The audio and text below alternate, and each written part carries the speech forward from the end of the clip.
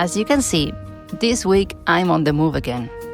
I'm back in Zaragoza, but mainly to look after a good friend of mine who just had surgery and was going to be alone a couple of mornings.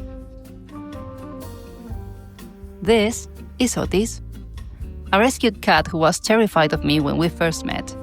But over time, we've become good friends. With this last-minute change of plans, I wasn't sure what to talk about this week. But while I was petting the cats, I started thinking about how quickly they sense people's energy, how they just know whether they can trust you or not. And that's when I remembered a comment I read a couple of weeks ago about my own transparency here on YouTube. It said I wasn't authentic because I don't show my daily life. And instead of talking straight to the camera, I use voiceovers that sound fake. I actually found that comment kind of funny, because even though the person didn't seem to like the video, they watched it. And there's no greater pleasure for an artist than to know their work stirs something in someone. Still, as someone who tends to question everything, it made me think. Because, honestly, sometimes I even wonder if I'm sharing too much. And I think that's something everyone who shows themselves online wonders at some point. Maybe that's something you wonder too in your daily life. For me, my filter to that sharing doubt is simple. Would I tell this to someone I just met at a bar? I think social media has made some people believe that being authentic means showing your life as if you were Truman in his show. As if YouTube were a reality show where everything has to be visible, otherwise it's fake. We've been made to believe, or at least they've tried, with endless reality shows and influencer documentaries, that transparency must come with total exposure. And I can't think of anything more harmful to your self-esteem and mental health than not separating your private life from your public one. To me, being authentic simply means being consistent with who you are, what you believe, what you say, what you love or what you do, without caring about what others expect from you, or what you should be or do. In other words, letting your own quirks shine in whatever way you want. Of course, not everyone will like that, and that's exactly how it is supposed to be. I don't make videos to become some kind of trends influencer.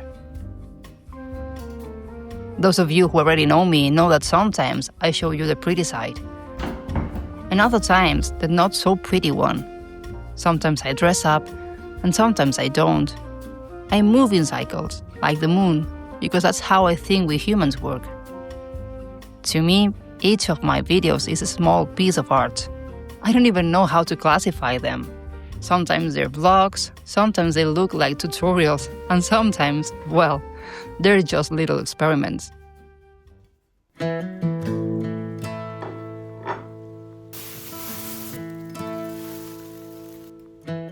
And you know what? Sometimes I wonder why there's such a need to classify everything into a single category, ourselves included.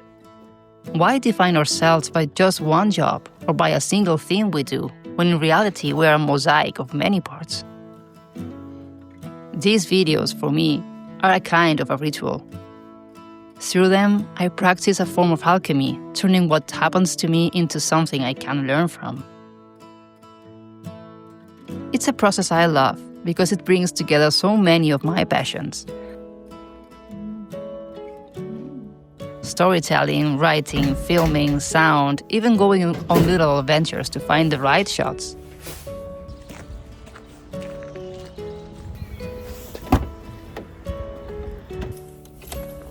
It's my way of adding a bit of light to the world because, honestly, there's already enough drama out there. And that, I think, is the most authentic part of me.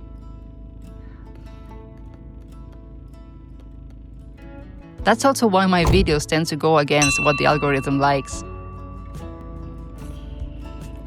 They are slightly different from one another, but they all have my essence and my way of seeing the world, and that's what helps me find you on the other side.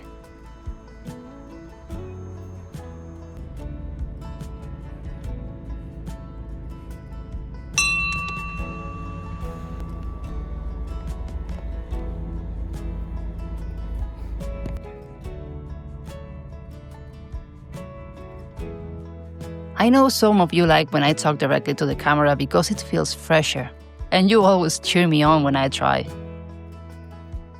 Maybe it might look like I'm a natural at acting, but when I talk directly to the camera, I still get all shy. And if it's already hard enough to do it in Spanish, imagine in English.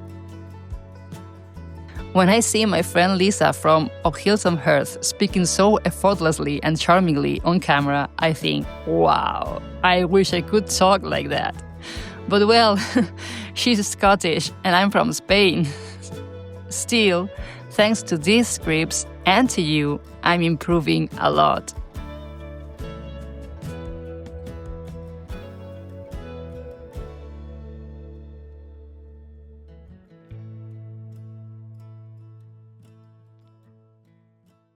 You know, I think the most beautiful thing we can offer the world is to simply be ourselves, regardless of trends, algorithms, or expectations. There will always be people who don't like us, who we don't fit with, or who think we're a bit weird, and honestly, I think when that happens, it's a good sign. Because just being yourself is already a form of art.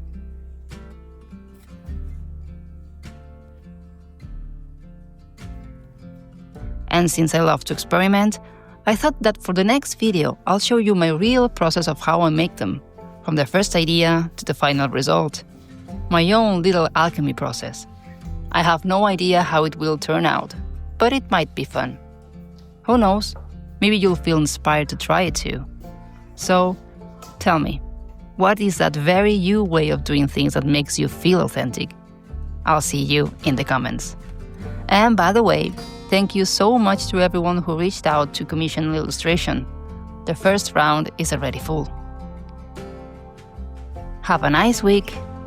See you next Sunday. Goodbye.